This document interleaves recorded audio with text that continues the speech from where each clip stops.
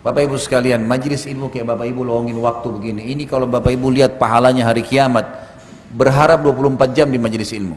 Sisi pahala. Sisi yang lain, tidak ada orang bubar dari majelis ilmu jadi buruk, nggak ada. Kecuali memang itu bukan majelis ilmu ya. Memang orang yang buruk, bukan alim, bukan seorang dai yang benar. Tidak ada orang kalau nyampaikan wahyu Allah, hati lunak. Kita pulang itu bawa ilmu, bawa iman, berubah jadi lebih baik. Kalau Bapak Ibu bisa rasakan itu seperti sekarang, pasti beda sebelum hadir dengan sesudah hadir, gitu kan? Pasti beda bentuk keimanannya, pasti beda. Ada mungkin yang salah, pas tadi kena poin ini, butuh saya salah ya, mungkin saya coba perbaikin, kan menjadi lebih baik itu. Majelis ilmu kalau benar itu akan merubah orang menjadi lebih baik, karena memang tangga agama kita ilmu, ilmu datangkan iman, iman datangkan amal soleh. Tidak boleh kosong hidup kita dari ilmu, nggak boleh.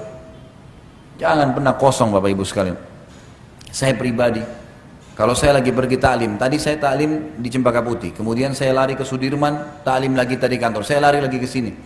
Sehari saya coba, sebentar saya pulang nih, saya pergi lagi taklim ke Blok M Square. Satu hari 3-4 taklim.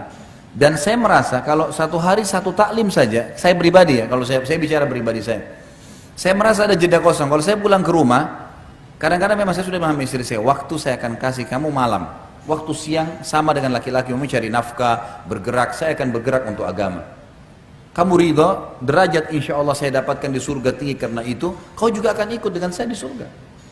Ikhlaskan, urus anak-anak, ikut tahfidz Quran, kamu juga ikut majelis ilmu, dengarin ceramah, gitulah.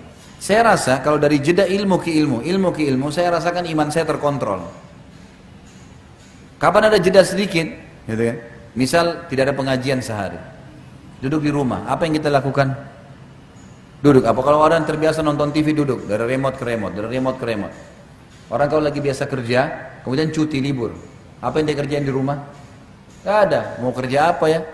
Nah, jeda waktu kosong, ada jeda itu membuat syaitan bisa masuk. Kalau kayak sekarang saya pakai motor, kalau biasa saya bawa mobil, dari taklim ke taklim, kalau jaraknya tidak terlalu jauh, di mobil pun saya dengar lagi ceramah saya sendiri. Saya dengarin ceramah para ulama-ulama.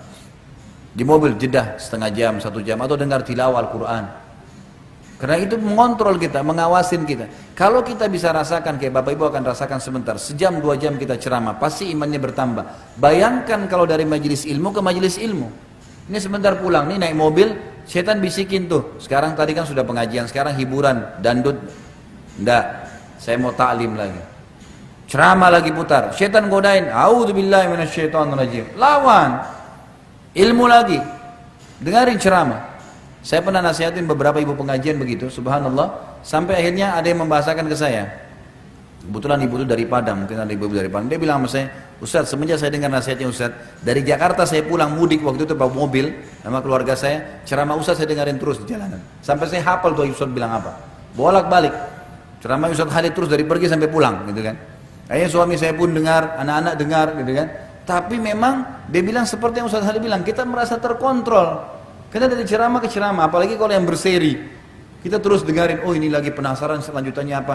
Jadi memang itu harus ditanamkan. Majelis ilmu itu penting, luar biasa penting. Tidak boleh kosong, jangan kosong. Kosong ini waktu lowong membuat syaitan bermain. Jangan biarin, kasih kesempatan, bahaya sekali.